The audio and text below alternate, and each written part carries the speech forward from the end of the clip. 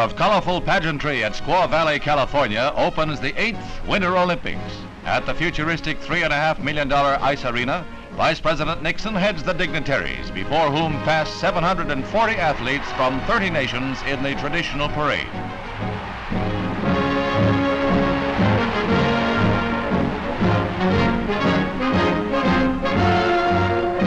The procession around the arena's central quadrangle is led by the banner of Greece, according to custom, although this year, Greece, where the Olympics originated over 27 centuries ago, is not represented.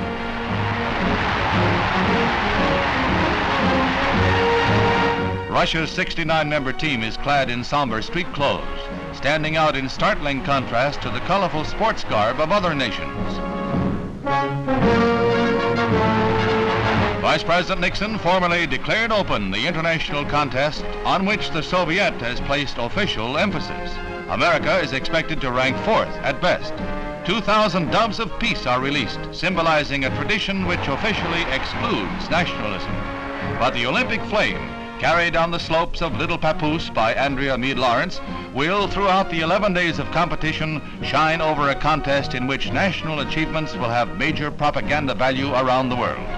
Each Olympian gold medal will count as a diplomatic coup.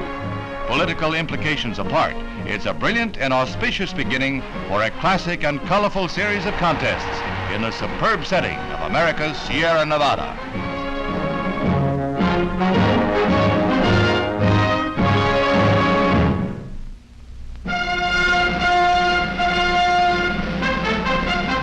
Days of eager waiting for Britain and the Commonwealth end with a roar of artillery that signals the birth of a second son to Queen Elizabeth.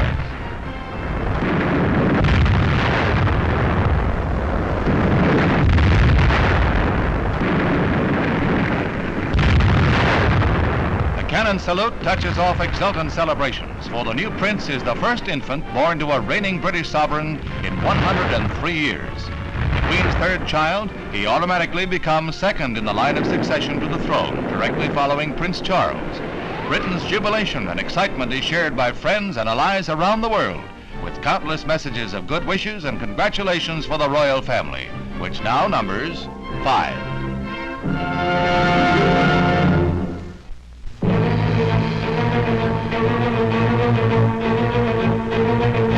Nestled in the belly of a B-52 Stratofortress on a test flight is the newest gadget dreamed up by the Air Force missile men to make enemy radar operators quail with fright. It's a 10-foot-long robot decoy, which will travel in a different direction from the mother plane at the same speed, 650 miles an hour plus, and produce approximately the same blip on a radar scope, thus confusing enemy defenses thoroughly. Appropriately enough, the jet-powered decoy shown in these Defense Department films is called the Quail. Like the bird it's named for, it will expose itself to fire, draw danger away from more precious quarry.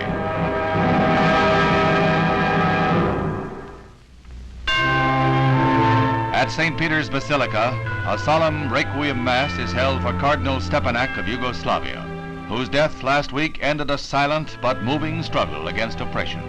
28 cardinals attend the service, at which Pope John delivers a eulogy over a catafalque for the cardinal. The Pope expressed hope for a new religious and civic peace in Yugoslavia. The Vatican broke off diplomatic relations with that country in 1952.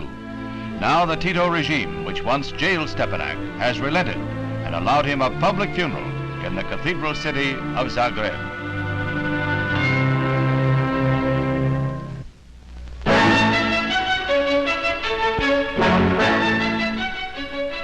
"25 years ago, Italy's black shirt legions embarked for Africa. Il Duce was bent on regaining the glory of ancient Rome, and Ethiopia was his first target. A border dispute with Emperor Haile Selassie was Mussolini's pretext for blatant aggression in Africa.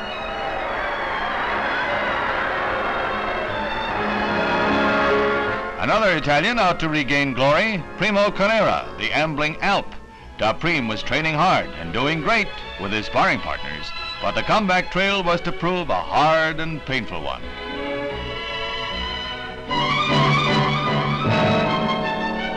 Winter was on its way out, but the tail end of the season packed a lash. Duluth was isolated by the worst hail and sleet storm in the history of the region. Transportation was paralyzed, and all communication with the outside world cut off. Spring training was well along a quarter of a century back, with the St. Louis Cards, led by Frankie Frisch, defending the championship. Dizzy Dean and Paul Daffy Dean still made up the greatest brother act in baseball.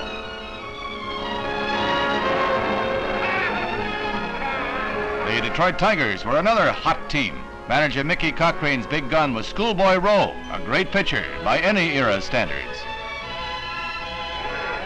The Giants boasted a dazzling mound staff: Hubbell, Schumacher, Fitzsimmons, and Parmalee. Manager Bill Terry was rolling in riches. In this pepper game, you can spot Hubbell, Mel Ott, Fitzsimmons, and Jackson.